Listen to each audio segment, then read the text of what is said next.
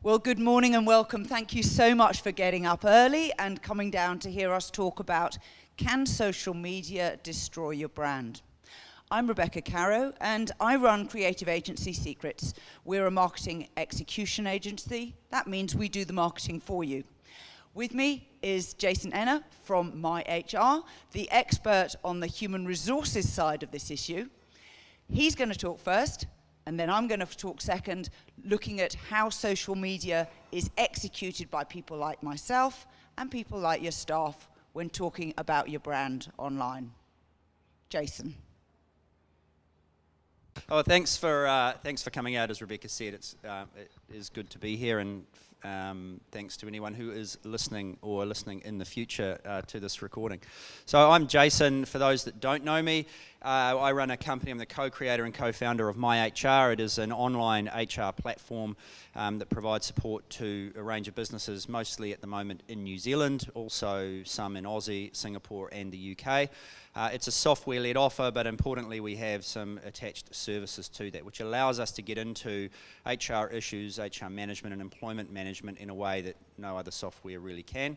We've just launched our real version, I guess you would say, from prototyping. We've got 250 companies using us, and we're looking to grow now that we're ready. Prior to that, I spent about 15 years in corporate HR. So I operate typically at what I'd call the pointy end of HR, large-scale union negotiations, restructures, change management, dispute resolution, mediations. I'm not the fluffy HR guy, I'm sorry to say. That gives you a bit of an idea on how I'm perhaps qualified to talk about some of the issues in relation to social media. In terms of, we don't have a slide clicker, so I'll just... In terms of how I'd like to group it today, though, three main parts really. The first is opportunities, the second is risk and issues, and then the third is good policy and risk mitigation. I start with opportunities intentionally because I think so often, particularly when HR people speak, it goes to the negative, the risks, the nutters, the crazy people that are going to damage and destroy your brand. Now, 2.3 million people work in New Zealand, and the vast majority of them turn up to work to have a good time, do a good job, and be part of something they enjoy. So we get so much, these sort of, the nutters, as I call them, get so much airtime. And I think because they do drain a lot when you have somebody that is a major problem, but they are not the majority. And I think the first thing we should talk about is the opportunity, and the opportunity that social media brings. And I like to do this with all of the HR support we provide, is that you start with the positive. Look for the opportunities to do things well. Talk about who you are, what you're about, why this is a good place to work. Trust people to do the right thing. Create an environment where they're encouraged to do the right thing. And then when issues occur, manage those issues. As opposed to a policy-led approach, which almost says, we expect you all to do the wrong thing. So if you do, here are all the rules and all the consequences of those rules if you muck up. And I just think that is quite an old school style of management, and this cuts across everything, but social media presents an opportunity to really branch away from that. Let's not have a policy-led approach to this. Let's look for the opportunities. So in terms of opportunity, social media presents a window into your organisation. We all know how hard it is to find good people. We all know we're operating in a global talent market. People anywhere, people considering coming to New Zealand or returning to New Zealand. What a great way to see who you are and what you are about if you have decent social media presence. Now, I had a look before I did this presentation at some of the companies, and I noticed some like to split. They have a sort of recruitment presence on social media, and some combine it as part of their presence. Air New Zealand, for example, have a Twitter handle. And then their Facebook page is pretty much dedicated to customer type marketing activities, and then every now and then a job post might appear. I think in terms of rules around that, it really is what suits your business. I think there's value to a combined approach because you're talking to everybody. But if you do that, just make sure that your presence in relation to working here, recruitment, staff stories is weighted well against those customer stories, because once it starts to move down the news feed, it's easily lost. So be active, be proactive, keep content coming, and create that opportunity for people to see what it is like to work for you. View negative comments as feedback first. Just take a step back. Figure out why someone is saying this about your organisation, rather than immediately judge the person. Okay, what does the policy say? And can we sack them because I don't like this? You know, go, well, first of all, why have they said it? They might be totally crazy, and it may be completely unjustified, but before you get to that conclusion, look inward, because it's a really great opportunity for feedback. This is live, real-time engagement survey stuff. And I find engagement surveys, and I'm corporate HR, so I put my hand up, have done them, have managed them, have used them, but I do wonder if you have to ask your people how they feel, are you really in touch with your organisation? Shouldn't you know? Shouldn't you be able to go out, no matter whether you're 5 people or 50 people, and ask the managers and the people in that hierarchy, in that chain, and get a feel for what your organisation is like and doing? This investment in these long-winded engagement surveys, all the cynicism that's attached to them. Social media presents an opportunity for real-time live feedback, so take it. The third one is it's okay to remove the really bad posts, and I do want to talk about this because some of the golden rules of social media around don't take complaints down because it looks like you're defensive. When you're branching into the employment context, there are just things you have to take down that breach privacy, that breach legislation. You just, someone posts, I think my boss is a pervert, right? Maybe the boss is a pervert, but you need to pick that up, deal with it, investigate it. If the boss is a pervert, then maybe the boss isn't going to work there anymore, but handle that in a way that's appropriate. If the post is malicious and the boss is totally okay, then deal with the fact that a malicious post has been raised. But you can't manage that thing in the public sphere. And you can't really allow that mob justice to prevail in this sort of environment. It damages careers, it damages lives. So there are certain things you simply have to remove. Now, one of the things I think, if you have an internal social media policy, and we'll talk about that later, why not make that available to everybody? Very few people will actually read it, I'm sure, but if you're then engaging in discussions and you take something down and you get a backlash about, why did you remove this post? Well, point to your policy. If it's a well-written policy that's full of legal jargon that talks about your principles and why you do things and what you will accept and what you won't accept online, people will understand that. And that leads into this fourth point, reasonable people understand and most people are reasonable. And I'd like to use the example of Malton Restaurant in Mount Eden. It's not an employment issue, but I think it's quite relevant. And for those of you that don't know, a customer of Malton, tagged as Irish Eyes, she wrote a review on Zomato following her meal at Malton. About this review is, it was quite scathing about how awful the meal was, but it was written really well and quite articulately. So it gave the appearance of someone that knew what they were talking about, so quite credible, which is extremely damaging to the brand. And for lay people like me, anyone that says the words jus or reduction when they're talking about food, I instantly assume they know what they're talking about, right? They just sound like a pro. And this was kind of like that. In actual fact, she didn't really have a clue. She misnamed some of the food she'd had. She got her prosciutto mixed up with her parma ham and all of these sorts of things. And in all, it was a pretty poor representation of the audience. Her and her husband ate, said nothing to the staff, finished their meal completely, paid for the meal and left. And then went back and posted this review. And this is, I think, a form of that sort of cyberbully mentality. I'm hiding behind my keyboard. I'm not going to tell you to your face that I didn't have a good experience, but I'm going to tell the world through social media. So Malton responded publicly, and they were very direct. They were quite scathing, but they were extremely professional. They explained where she'd gotten things wrong. They gave the opportunity for her to come back. They apologised. They apologised that she'd had a bad time, but they really pushed the point that her behaviour was out of order, so potentially risky for them. But it just went off. It's gone global. They were on Campbell Live. I was there last week, talked to the owner Sven. He said they've never been busier, and they've had so much support because people are mostly reasonable. They saw it for what it was, an unreasonable customer posting a review that's potentially damaging. And he said the crazy thing about what's happened is people have never been more polite to him in his restaurant. He's just had this massive uplift. And here we are talking now about this restaurant. I'm essentially making a recommendation to an audience that's probably a target audience for this restaurant. I get nothing from them. I'm not on their payroll. I'm not going to get a free lunch out of this. If I was standing up here advertising Amway or trying to sell you my new alternative country album or something, you might feel a bit aggrieved. Yet somehow I've managed to pitch a restaurant in Mount Eden on the back of this story. This is advertising he could never pay for. It's absolute genius. In contrast, the burger van in Wellington that had a crack at the mum, who sent a private Facebook message saying, look, this isn't a complaint, but we came, my son got really sick. It might be food poisoning. The owner took that message, made it public, and went off. F you, this, so, you know, sick of this, hospitality people deserve more respect. And he got some support, but mostly there was a backlash. First of all, he dragged something out of the private sphere and made it public. Second of all, he was abusive. And there's a whole bunch of people now that aren't going to go near him. So I think the same can apply in an employment context. It's okay to engage in a chat. It may not be the chat of whether or not the boss is a pervert, but there may be conversations about things that are going on at work that aren't always positive, but if you can deal with them and manage them in a positive way, I think it sheds a really good light on your organisation. Don't be afraid and participate are the last two, which are sort of segues ultimately into what Rebecca will talk about, and that's just, you know, I'm no social media expert, but if you're on, you're on.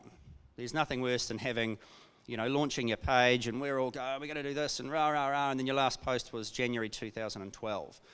You know, the lights are on, nobody's home. It just looks bad. So get involved. Don't be afraid to get involved. Post things, post opinions, those sorts of things. So those are the opportunities. So I think there's a lot of positive that can be taken from it. I think you can think about this as a force for good, I guess I would say. But going into the risks now and the darker side of social media or just employment in general, the first thing I want to say is this is a public forum. This idea that it is somehow private is totally crazy. You know, the key is in the name, social and media, right? And the fact that we like, share and follow. These are all things that support the social nature of it. It is not private. And what the slide is representing is you are engaging in meetings and discussions with people, or you are dancing on the table at the work function, hopefully with your clothes on, or you are speaking to an audience and they are listening to you. You are in a public forum. And it's so often forgotten. People argue about seeing these sorts of things. And for those of us that are a little bit older that remember when we transitioned from non-internet to an internet world and the massive flood of, you know, porn that just followed, and speaking to managers going, yes, we knew that from 10:09 to 11:43 you were on A, B, C, D, E, F websites, and the reaction of it's private, I'm on my computer, at your desk, on our servers, on our time, ported through our, well at the time, our copper wire, you know, and it is a public forum. And I can't reiterate that enough because so often it comes up. So use of and behaviour on the internet or in social media, there's not specific legislation around it, but it's covered by a couple of key pieces. One is the Privacy Act, and that is how does the employer become aware of what you are doing? And the other is the Bill of Rights, which is that fundamental right of freedom of speech. So what do you say on social media and what are you allowed to say? And how does the employer know what you're doing? The privacy one, this is the one where a lot of, I guess, bush law and barbecue law comes out. No, your employer can't do anything about it. No, it's private. It's not private, and the case law supports that. It's in the public domain. And provided the employer hasn't gone about getting it in some sort of, you know, unscrupulous way, which is actually quite hard to do because it's all out there, you're okay. So if we look at privacy, the first case, I've used a couple of cases that are well known. There's plenty of case law out there, but the first case is Kensington versus Air New Zealand. Gina Kensington took a grievance for unfair dismissal. During the process of the Air New Zealand's investigation, they requested access to her bank account and her Facebook page to support their investigation. The Employment Relations Authority approved that because they said it was directly relevant to the investigation. The employee and her lawyer fought that. They said, no, this is private. The Employment Relations Authority said, absolutely not. It's directly relevant, and they wanted access. So a bank account, you think, is a step beyond what maybe a Facebook page is, but there is case law supporting access to this information if it is relevant to the investigation in the employment context. Incidentally, Gina won her case for unfair dismissal, but it was based on something other than the access to social media. The second one, and this is, I think, 2010, so it's a bit older, but Adams versus Wellington Free Ambulance. It's a fairly common case, also spoken often. In this instance, it related to the person's behaviour outside of work and what they were saying. And this is a quote from the authority. I apologise, it's big text, but it's quite important. And the underlined area there, that the employer is entitled to, and indeed obliged, to investigate problems between co-workers that occur outside of work, particularly if the root of those problems is in work. And this is about your health and safety obligations as an employer, to look after your people. Everything in relation to the Adams case occurred outside of work on social media. She was posting things, messaging a person through Facebook and really having a crack at them. Quite nasty. And the authority said, look, you have to be aware of that stuff. So not only can you, not only can you be told, look, you can't look there, it's private, you actually have an obligation to go looking for certain things, to pick up things that may be relevant in the employment context. So hopefully that dispels a few myths around, what is private and what isn't. And really the rule I like to apply is that nothing is private if you're on social media. It's all public. So, what are the risks and the issues? Some of these you'll all be well aware of. We'll talk through them, and then I'll talk about mitigation and feeding that into a policy. If anybody has any questions as we go through here, or any examples, please feel free to raise them. I'm more than happy to chat. The obvious ones, the one at the top, excessive use at work. What I will say about these is much of what is on here actually applies to things other than social media as well. So existing policies, existing behaviour expectations still apply. So the idea that social media is something so different and so special that it needs its own set of rules is also a bit of a myth. Standards of reasonable behaviour still apply. So excessive use at work can apply to your personal mobile phone, it can apply to gaming and gambling, it can apply, of course, now to social media. And the basic principle of that is, well, you're here to do a job. We are paying for your time and we expect some sort of job to be done. Now, in some instances, that is quite rigid. Factory settings, for example, production lines, there is a shift, there is a window, there is work that needs to be done. There's not a lot of flexibility. In other industries, output is key and people work a lot of hours. And provided that output and you're aware of what you're trying to achieve as an organisation and you can measure those achievements against output, time at work and hours spent working versus on social media become a little bit more flexible.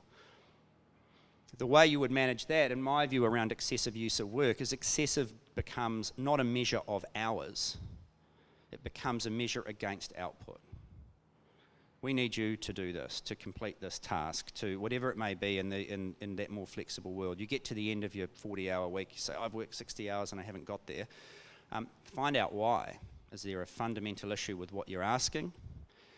Or are they fundamentally not able to do what you are asking? And is part of why they are not able to do what you're asking because your expectations are too high or because they're spending too much time on social media, as an example. So measure that output against what your objectives are. Measure that, use against what your objectives and output are. Damage to company reputation. Bad behaviour on social media and bad behaviour outside of social media are the same. You go to the Christmas party, you get nude and you dance on the table, you can expect some stuff to happen. You start doing that in front of your webcam, same applies. There's a whole bunch of stuff, and that's a silly example, but there's all sorts of things that fall into this sphere. What I would say as employers, and again, this is getting away from always focusing on the negative, be clear that it is damaging to the reputation. And this goes back to that earlier comment about being defensive. We immediately react, and we immediately want to go after the person that said the bad thing. Take a look at yourselves first, and determine whether or not actually the statement is damaging to your reputation, or it presents you an opportunity to improve your reputation. But if it is clearly disparaging, you need to do something about it, and a good policy at least will cover that. Health and safety issues, these are really clear, and the legislation around this is clear. Current legislation is clear, and the pending new legislation is even clearer. Even though I read an article yesterday, John Key's now considering whether or not they will update the health and safety law. Nevertheless, there are requirements that you must adhere to as managers, as business owners, as employees. And anything that puts the health and safety of your people at risk needs to be a concern. And the Wellington ambulance case is an example of that. Behaviour that potentially affected a person's health and safety. Breaches of others' privacy, that's individual and company. A range of things in relation to what's going on in people's personal lives, what you think of them, or company information, IP, confidentiality, deals that are going down, that sort of thing. Risk areas here. Misleading the employer, these ones are classic. I'm really sick, and then posting photos of yourself at the beach. Or there's case law, there's a guy in Gisborne, I think, and he went to a Waka Armour competition for a week, but he rung in sick. He'd applied for leave, he didn't get leave because he'd applied really late, so he just phoned in sick, and then all over Facebook was him hanging out at this comp, and didn't go down so well. He lost his job, and there you go. These are quite common. And this branches a bit into then that issue of, well, how did the employer know about it? What were you snooping? Where were you looking? But again, it's in the public domain. He's mates with everyone at work, including his boss, and they have it. At that point, the employer hasn't snooped. It's there. It's given to them. You have effectively handed your photo album to your boss and said, hey man, this is where I was last week. That's the sort of physical process of posting stuff on Facebook. There was another case, and I know I'm getting a lot into case, I'm not a lawyer, but this backs up these, the legislation around this with actual examples. A guy who posted on Facebook, I'm going to resign while I'm on holiday. He resigned and then he took a constructive dismissal case. And they had a screenshot of his Facebook page. And that wasn't the deciding factor in the case, but it was part of it. Just silly stuff like that. Illegal and or objectionable views. This can go back to the point around damaging company reputation, and I think the stuff's pretty clear. Saying things that are derogatory, that are offensive, that are illegal, that are, and discriminatory. Not acceptable. And again, it's this idea of you hiding behind your keyboard, the stuff you can say, and we're all aware of it. Anyone with kids is aware of the kind of concerns around cyberbullying, and you start looking at some of the forums, and what people think they can say when they believe they're anonymous is quite scary. As employers, we have an obligation to do something about that. The last one, which I've left till last because I suspect there may be questions about it, and it's quite topical at the moment, restraints of trade around ownership of contacts, particularly in LinkedIn. And this is a really hot point of debate. So there are some pretty clear-cut, in my view, some pretty clear-cut rules and parameters around this. It hasn't all been tested in case law yet, so we will need to see.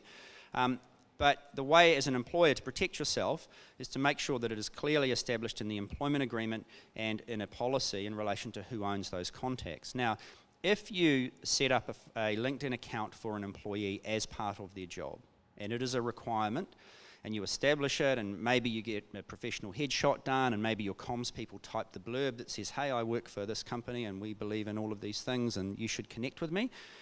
You can legitimately say you own that LinkedIn profile, and you own the content, and that is part of the job and the requirement. You're treating it a bit like a CRM, and a bit like the old Rolodex of cards on the desk.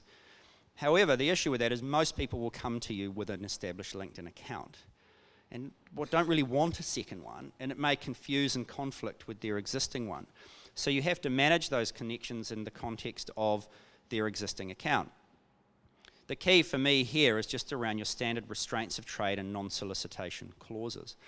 Then again, going back to my whole principle around the proactive versus the reactive, if you are the best in the market and you have good relationships with your customers, why are you worried about people leaving and taking those customers with you? You all know that the good customer rings you up and goes, remember that guy Jason?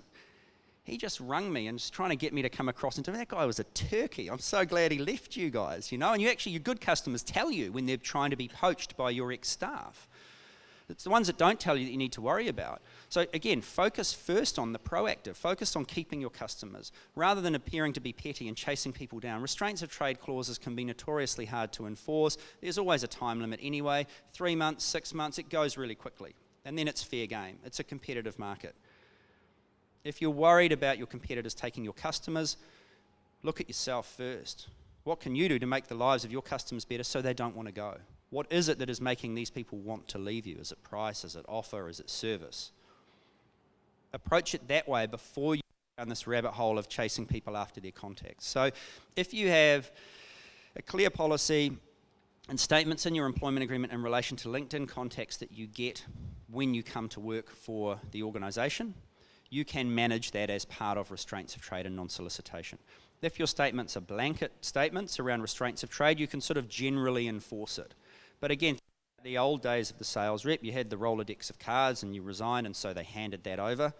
Meanwhile, the black book and the glove box of the car that had all of those contacts written on in pen are sitting there waiting for that restraint of trade to tick over. The other thing is, of course, the good contacts and the good customers that you know well. You know that they drink down at this pub every night.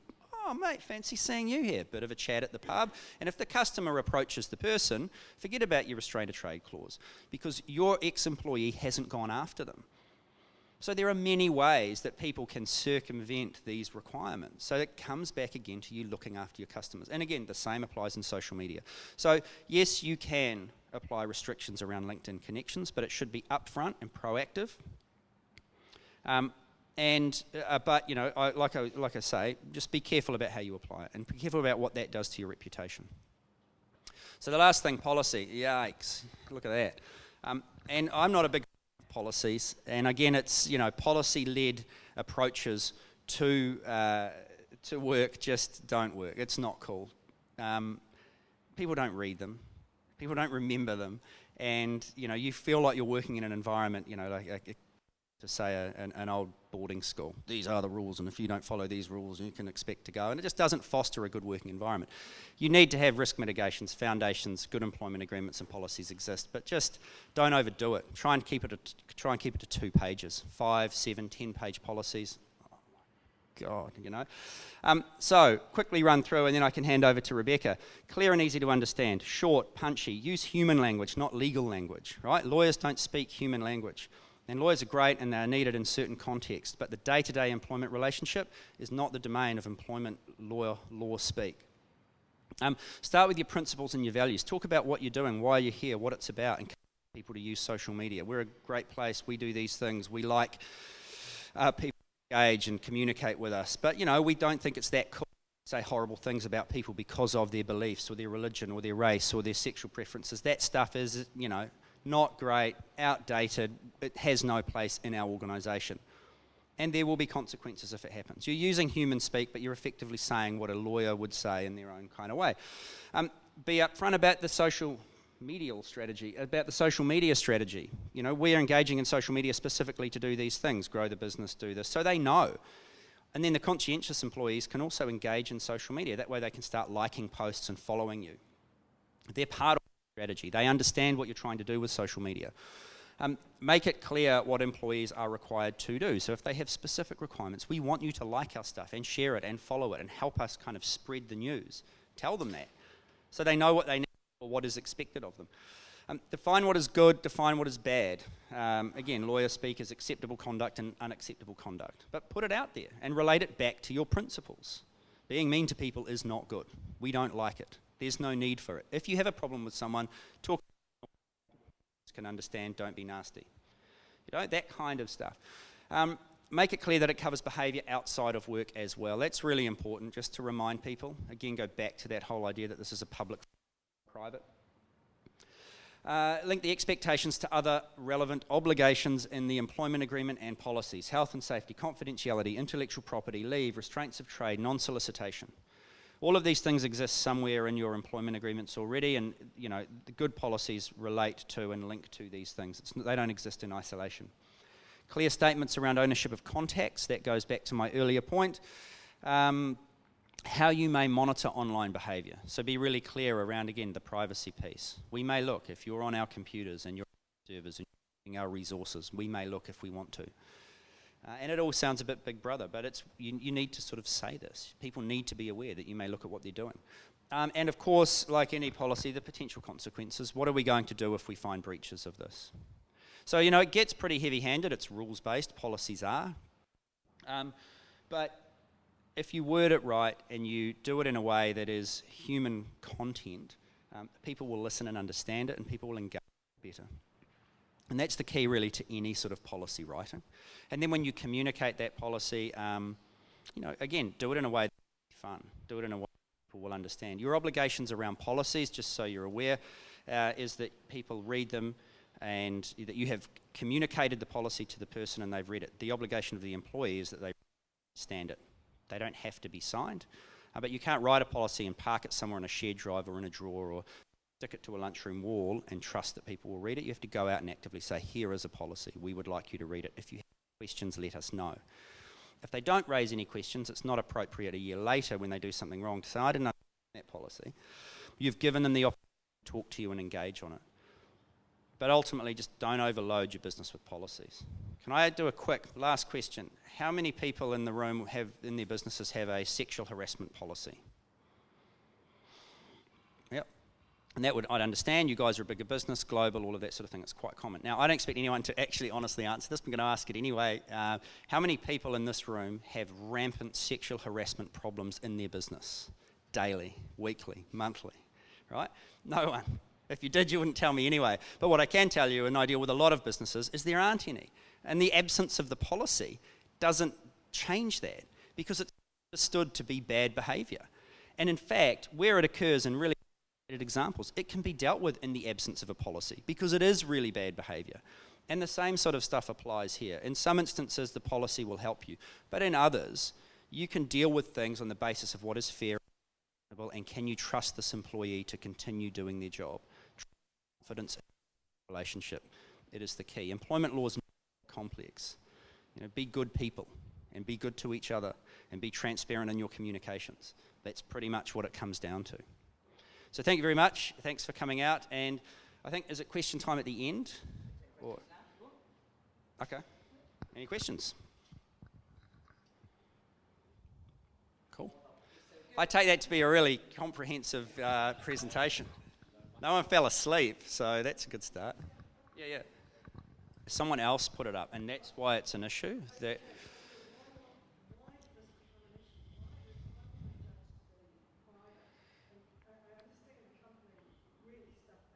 Mm-hmm. And that's the key. And this is as I guess an practitioner. This is our frustration with these cases. Is it's the headline grabbing, it's the newsworthy stuff. The issue is less around the social media and more around how the company handled it. The company did totally stuff it up. These are fundamental procedural breaches, and it's the same with that Air New Zealand case. They lost that case. But they didn't lose it because they asked for the Facebook page and the bank accounts. They lost it because the judge determined, the authority member determined that a reasonable employer could not have made the decision to dismiss based on the information they had. So it was a bit of an indictment of their whole decision. And that's a bit like the cake case. And it's still playing out, so I'm quite keen to see where that lands. But yeah, there's a whole lot else going on. It's not a simple, clear-cut case of it was shared on social media. And I expect in the judgment there'll probably be a ruling a bit like in New Zealand. That was fine. It was shared. Somebody else got it. You had it. It's in the public domain. However, the reaction to that from the employer was this, and this. Procedural breach 1, 2, 3, 4, 5. That's a problem.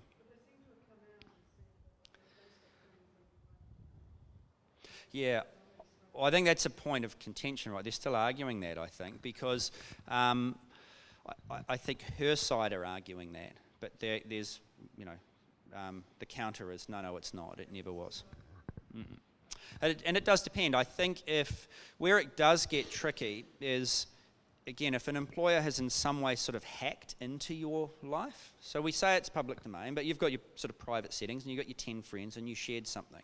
And those 10 friends don't have global settings and they never shared it and it was contained quite tightly in a small group of people online. If through other dodgy means the employer got into that closed group, had a look around and took that information out and then conducted disciplinary on it, you may be in breach of the Privacy Act.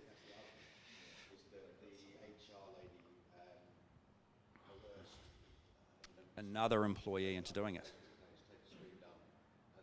Flick it to her. Yeah. But that's, mental, eh? Yeah, totally. Yeah. Good behaviour, eh? That's weird, man. When some of the way people react to things, it's just like, wow. Yeah. Any other questions? No? Cool. Thank you. So looking at it from the other side of the coin, a lot of the things that Jason's covered are very topical from the practitioner's point of view as well. Now, my charming assistant. Here we go. Yeah, absolutely.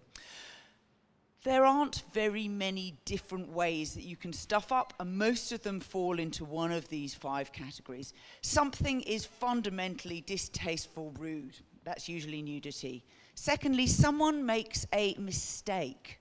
This is also normal, but it happens. Now, hashtags are used frequently in marketing nowadays so that people can see a thread of conversation that's happening across different social media accounts with people you don't already know. So if you're not familiar with hashtags, they allow you to run a search on a particular phrase, and then you can follow the discussion. So World Cup's coming up. Guess what? There's going to be a World Cup 2015 hashtag, or it'll be RWC15 or something like that lots of people will use. And it's great fun because if you're all watching the same match and you can all go, "Oi, ref, you got that wrong," or, unfair. It's great. It's all part of following social and engaging in it. And the last thing is when there are issues with removing comments or preventing discussion, because we all like to talk and we're all ready to move on and discuss things elsewhere if you don't allow it in the forum originally. Here's an example of a really unpleasant, not safe for work one. It is from America, but basically a lot of businesses now do customer service through social media because it's very immediate and it can allow dialogue. Now, this poor lady was caught sitting on the tarmac in her plane for a reasonable amount of time. The customer service person came back and said, "We're terribly sorry that your plane has been delayed," and made some nice statement. The next morning, the lady said, "Pity you didn't pick up on all the other comments that I'd previously put, in your stream." And then they responded with this. Now, the picture is very, very vulgar, and I don't recommend you follow the link. Certainly not at work, based on Jason's advice. But it appeared to be malicious. It was not a mistake. You don't put a picture of somebody naked with female genitalia on the internet by mistake when you're in customer service. Now, she might have been a horrible customer, but the long and the short of it was not appropriate, and as Jason said, it was taken down. Grumpy. We all get grumpy. Another example here, StubHub, and a very American response to somebody who's had a bad week at work. Now, the actual client, StubHub, said that the Twitter account had been hacked. We've no proof, but they're very, very clear about what they did and why. So they've said, "We've deleted an unauthorized tweet made from this Twitter handle. We apologize to all of our followers for the inappropriate language used." Now, whether or not it was the actual person who was authorized to use their business Twitter account or not, that's a really appropriate response, perhaps a little humorless. This one is something that I personally empathize with. And this is a Chicago-based PR guy. Yeah, build it up, there's more there. There's more there. This is what he wrote. "I find it ironic that Detroit is known as the Motor City, yet no one here knows how to freaking drive." Now, this man worked in a PR agency, and his client was called Chrysler, who make cars, and also based. And so what he did was he inadvertently put his message out not on his personal account, but on the client account. Now, unfortunately, too easy to do nowadays, and so he was immediately fired by the agency, and then Chrysler did not renew the agency's contract. Maybe a little heavy-handed, that's just my judgment. But the fact of the matter was, it created a backlash because Americans love having great public arguments. But the fact of the matter was, I think that Chrysler could possibly have handled it a little more gently. And I think a situation like this is where light humor can temper something that has happened that is fundamentally, it's an opinion. It's not really seriously damaging to the Chrysler brand. Yes, it was a very erroneous thing for a professional to do, but it's not the end of the world.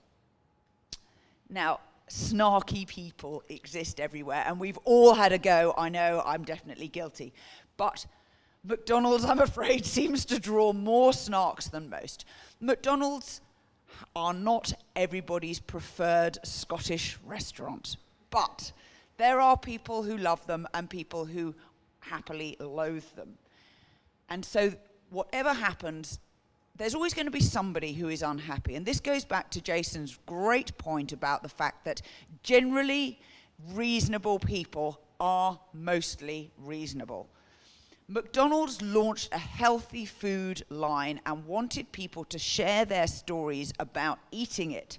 And they created a hashtag McDStories and invited customers to use that hashtag in their reports online. Now, people hijacked that and started putting bad stories up. That's a fact of life, it can happen. But it then migrated into another hashtag, which is called McFail, and is still in use today. It also got revived in a recent makeover that Ronald McDonald, their charity clown, styling got changed, and again, people remembered the McFail hashtag, and it's come back to haunt them again. So, no particular obvious solution to this, except to say that from the point of view of the marketing communications team, I don't think they thought through the implications of their campaign as broadly as they should have done. And they should know that in the broad populace who eats at their restaurants, there's quite a significant minority who feel negatively, even if they don't eat at their restaurants or used to eat at their restaurants. Now let's look at ways to recover. A disaster happens. The best recovery from any disaster is to already know ahead of time what you're going to do if it happens. If you've got to make things up on the fly, it's much more stressful and much more difficult because you're thinking under pressure. And most of us think better when we're not under pressure. So here are the 5 types of disaster. We've covered a few of them. Inappropriate opinion. That might be what Jason's already covered. Insensitive statements. That's interestingly where perhaps someone who is youthful and doesn't know about a little bit of world history might make some comment about the Holocaust or NASA spaceship crashing or something like that, which they're unaware of. It happens. Early release, so news coming out into the public domain before you had planned it. A false reward. This is often where people enter contests and they're told they can win something and it's not correct, even if the contest is being run by the organization and isn't a phishing scam, and a deliberate hack where someone has gone into your account and done the wrong thing. So how to recover? A few suggestions here. Your response to any disaster should be pre-written and include all types of media. Your plan, if you've got one for public relations, is the same plan you can use for social media. A lot of people call it business continuity or disaster response, and it probably also covers your IT and all of those Canterbury businesses who got hit by the earthquake. Those that didn't have these in place, guess what? A lot of them do now. Scenario plan. Think of all the different situations that could happen and how you would choose to deal with them, at least at a general level. So I've given you 5 possible types of problem. Think about what your response would be and who the right person in your firm is to handle the public-facing side of that particular response. That spokesman or spokeswoman needs to be experienced in the channel in which they're going to talk. So if they are good at talking to journalists and trained to talk to journalists, let them talk to journalists. Don't assume a journalistic response training is going to work on social media. The language, the tone, the way of acting isn't the same. Doesn't mean the same person can't do both, but do know what different channels might be affected and have someone who's skilled in those channels. Be quick. The Costa Concordia disaster was a terrible incident where a passenger cruise liner capsized, and it was, I think, 8 days before the company acknowledged that the news was true, and yes, a ship had capsized. It is important, even if it's a holding statement, to let the public know that you know that something has happened and that you are working to deal with it. That is often enough for the reasonable man or woman in the street to go, oh good, well at least they know about it. In the long term, being a good corporate citizen, public citizen, is your best defense. If you've made a mistake, don't try and cover it up. We all know of brands who have brought themselves down. There was a case that from the UK you may not know of, a high street jeweler called Ratner's. The owner, whose name was Gerald Ratner, spoke at a very fancy dinner in the city of London and told his audience that the stuff he sold in his shops was absolute crap. That was a quote. Guess what happened to his share price? And the company ended up being sold, demolished by the owner of the business. But be honest to your audience, to your staff, to your shareholders, and don't cover up your mistakes. And I've got a little link there which you can go and read later. It's a very nicely written article called keepsocialhonest.com, which is written by one of the Chartered Institutes of Marketing in the UK. It's a really good website. They've done some research. There's a free report you can download there. And it was their attempt to educate the marketing industry about what to do. But for the rest of you, I strongly commend going have a quick browse. It's a 4-page website. It's got a very nice sort of 10 commandments, but the report itself is also well written. Next things that you can do. If you can, be early on the scene of the accident. It's never nice to have to catch up from behind when the fire of the conversation has raced away. Try to be honest. I know we're not talking about the whole truth, but being clear and straightforward really helps. From a corporate's point of view, and this is probably the hardest thing to do, is try to have a light touch of humor around something, particularly if it's a mistake. Not if it's something that's perhaps related to a Holocaust statement, but be clear that it's you can take it if you can take a hit or two if you need to. And the best techniques, I believe, from recovering from these are fundamentally to listen well and to be used to listening all the time. Now, if you don't know how to set up alerts in Google or other search engines, come and learn how to do it. It is far more important to quickly find something that's got hashtag your firm name and the word fail than it is to let it run and be ignorant of the fact that a conversation is going on. Monitor your mentions and replies, and remember that if you're not in the conversation, you're not in the conversation, and you are going to be excluded from making your point of view. Making your point of view on your company's website may not be noticed by people who are having a great conversation elsewhere. Humbly admitting mistakes is often the hardest thing to do, but actually it is where that reasonable person generally says, they're not bad sorts, they appear to be taking the right line here.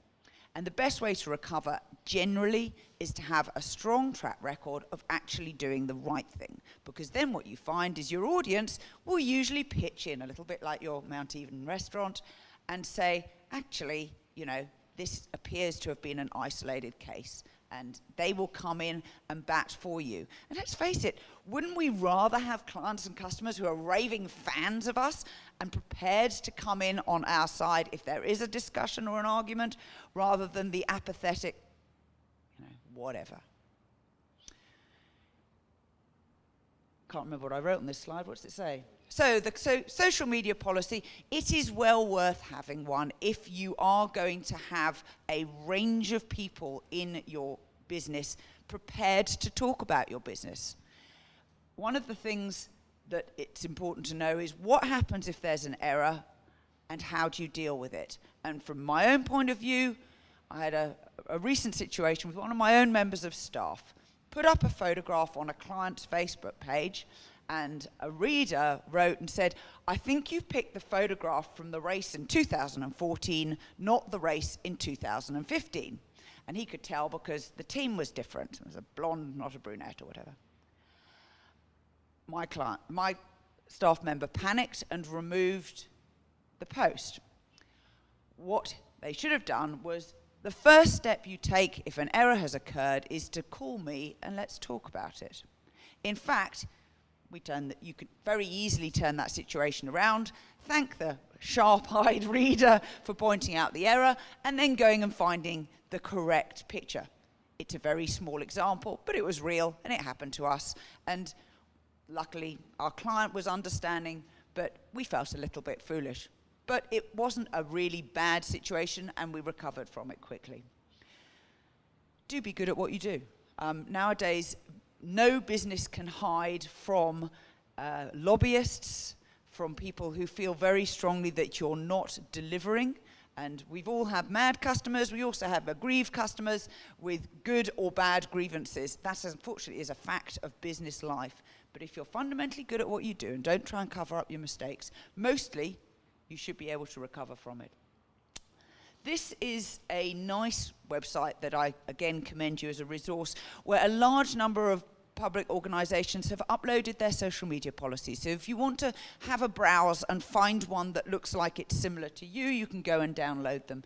And there are just hundreds and hundreds of them. So it's called socialmediagovernance.com, and there's heaps there. Go look, go learn, find something that you think looks relevant. Now, I'm going to send you out with a little task list for yourself as your takeaway from today. First, please go and find out what actual policies you have got, and if you haven't or you don't know, make sure that you can find them. Understand, just a straw poll by the water cooler in the kitchen, what do your staff understand about your policy, and where are the gaps in their understanding, if there are any. Make sure the gaps are identified, and obviously communication happens to close the gap, and agree some next steps. It's not complicated. Don't stop using social, though. It's not going to go away. It appears to me to be a very useful additional way of staying in touch with markets and audiences. I personally particularly like customer service happening through something like Twitter or Facebook. And for many businesses, particularly people who work in businesses that sell to other businesses, it gives a much more human face to your brand, and most people appreciate that. Oops, what was my last line? Oh, no. Yeah. Learn how to use it properly. It's a tool like anything else, but do be aware that social mores online do change. So what was acceptable last year doesn't necessarily mean it'll be acceptable now. And as Jason's illustrated, once a case has come through, being aware of what the judgment was and whether or not that affects you might mean that you decide to change how you do things. But above all, you can't legislate for every single situation. So simplicity and treating your staff like human beings and saying you're smart, you wouldn't be work here if you weren't.